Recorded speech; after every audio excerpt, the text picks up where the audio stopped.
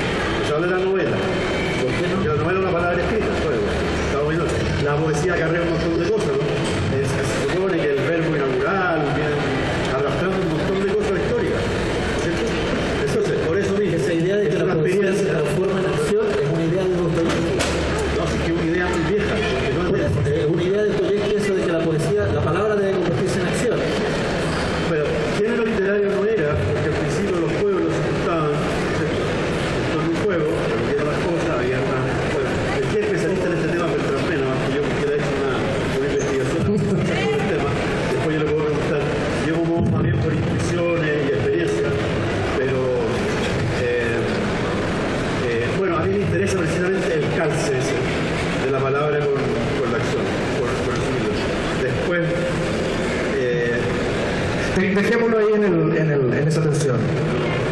Eligura. Creo que es una osadía tratar este tema tan poco rápido, porque finalmente aquí hay varias cosas. Leonardo dice que tiene que ver con el papel, o sea, si la poesía es pensar poéticamente, y poéticamente piensa todo ser humano, incluso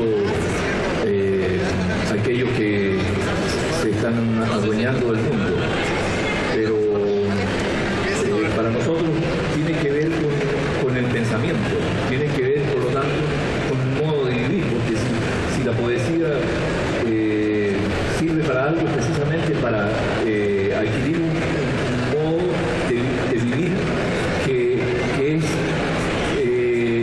un triunfo sobre esa dualidad que nos habita, que habita el universo, dice nuestra gente, que es la positividad y la negatividad. Entonces, en ese sentido, por eso yo mismo me he declarado un oralitor y no un escritor ni un poeta propiamente tal, porque tiene que ver con el asombro, como se señalaba recién. Entonces, pero un asombro que nos sostiene la emoción, porque finalmente ¿cuál es el papel, si se quiere, desde el punto de la oralidad en el cual yo habito? ¿Qué papel tiene la poesía? Es precisamente ir como un hermoso y suave plumero, ir limpiando las palabras en este tránsito que ha tenido a lo largo de las culturas que han ido andando hacia comillas modernidad, que se han ido empolvando o combinando, y estas flores que son las palabras ya no sabemos qué significan, por lo menos en lo que conocemos de los idiomas occidentales, que de pronto en Chile, por ejemplo, no sé si aquí en México será igual, pero uno oye con mucha frecuencia que la gente dice: yo te digo esto, pero te lo digo en tal sentido. O sea, la palabra tiene además que explicarse, y eso significa que se ha ido perdiendo la poesía que tienen las palabras, y surge de ahí, y tendría que sostenerse ahí. Entonces, si yo tengo que dar una respuesta que para qué sirve la poesía, es precisamente para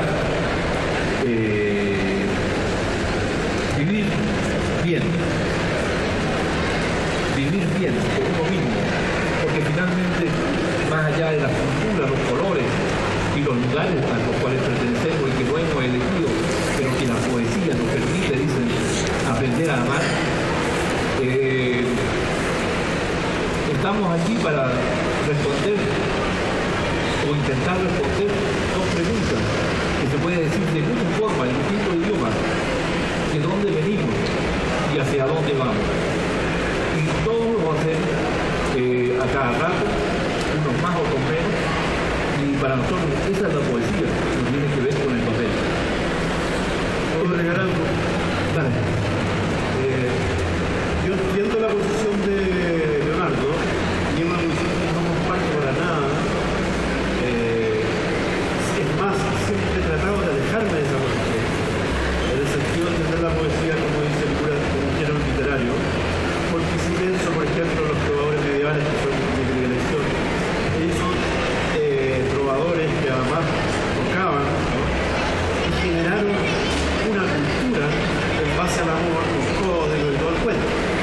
Si pensamos, en fin, en las vanguardias que trataron de que la imaginación no tuviera límites, tener un sustrato poético, se habla de la poesía en la música, se habla de la poesía en la pintura, se habla de la poesía en la guitarra.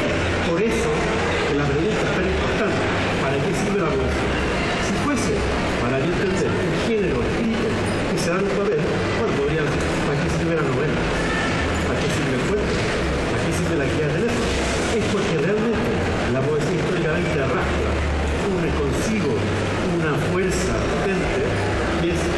de la A, que es indisociable de la vida. Y, sin embargo, el poeta de hoy, el poeta moderno, viendo la posición, ha logrado separar esto y transformarlo en una experiencia estética. Y esa experiencia estética, que da cuenta, en realidad y todo, ha producido precisamente la total incomunicación con la audiencia y con los textos bíblicos. Y por lo tanto, todo ese esfuerzo